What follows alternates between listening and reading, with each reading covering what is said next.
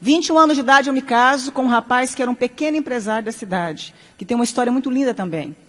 E os meus pais foram no meu casamento para não ficar feio para a sociedade, porque até então eles também não conversavam comigo ainda pelo fato de eu ter me apaixonado em Jesus. Meu casamento, então, meus pais foram. 1 ano de casada, eu fico grávida e tive um aborto de 3 meses. Passa um tempo, fico grávida de novo, outro aborto eu tive. Descobriu que eu tinha falta de progesterona e que não conseguia engravidar, nem segurar gestação alguma sem remédio para engravidar.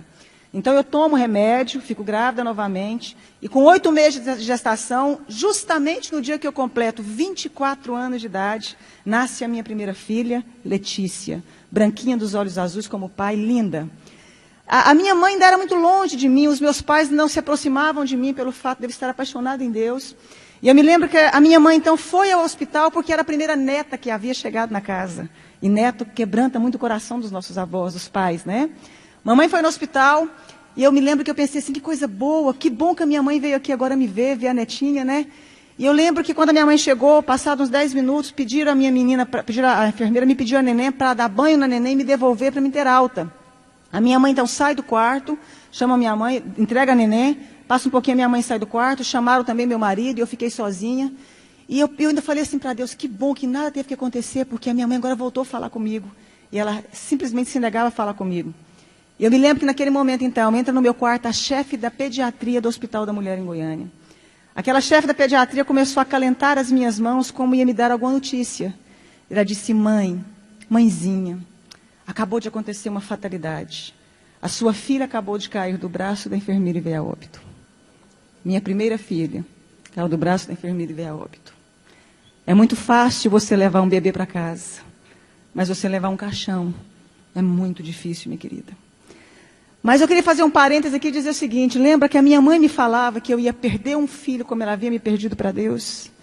E eu fazia uma oração que Deus fizesse o que fosse preciso para encontrar o coração da minha família e se revelar a eles. A minha mãe não falava comigo, isso me doía muito.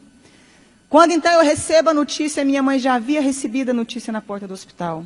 A minha mãe sobe as escadarias do hospital, entra no quarto e começa a gritar, filha, me perdoa.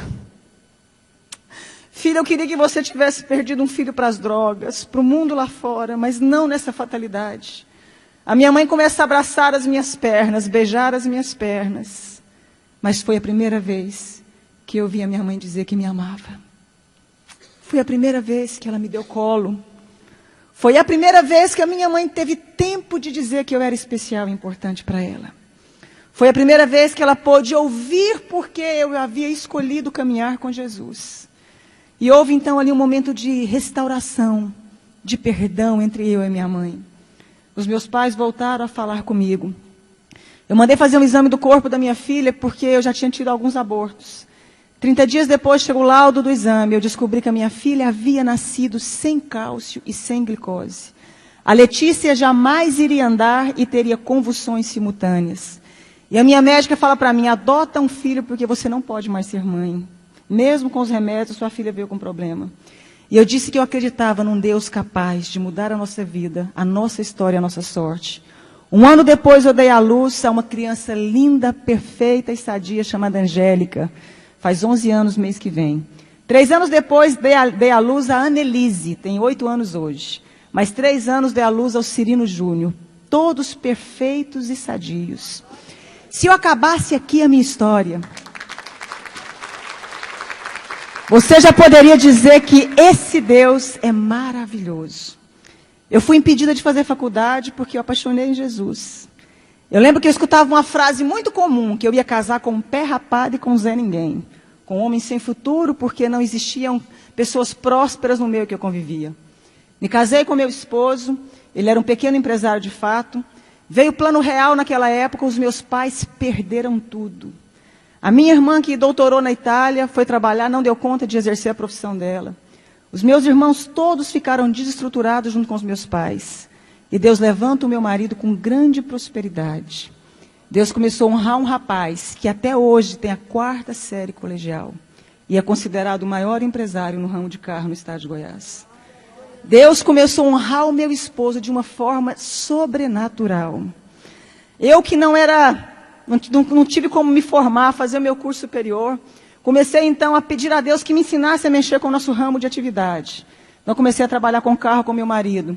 Hoje nós temos um grupo de 4 empresas de carro.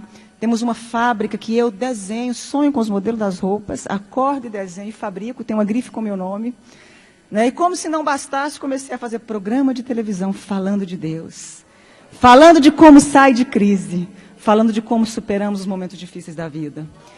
E aí, autodidata ainda, Deus achou que não estava bom, me fez virar escritora. Tenho 35 livros escritos, 7 deles editados, né? E sou presidente também de uma ONG chamada Mulheres que Fazem a Diferença. Eu pude entender algo na minha vida, que quando a gente acha que a gente não é ninguém, e que não tem como mais resolver a nossa história, existe um Deus capaz de fazer um milagre na sua vida. Existe um Deus capaz de mudar toda a sua história. Para terminar, os meus pais, quando perderam tudo, vieram trabalhar para nós. Meu pai trabalhou como meu motorista há muito tempo. Agora eu dei um caminhão para ele trabalhar na cidade do interior, cuidando de frete. A minha mãe é a chefe da minha fábrica. Os meus irmãos um tempo trabalharam conosco. Todos eles vieram trabalhar conosco. Deus, meu pai um dia chorando me disse, um dia eu te disse que Deus mudasse a sua história, mas eu não imaginava que eu fazia parte dela. Eu quero dizer uma frase para você, dentro do nosso tema. A pessoa que é covarde, ela não tenta fazer nada na vida. O fracassado, ele não termina. E o vencedor não desiste. Você nasceu para vencer.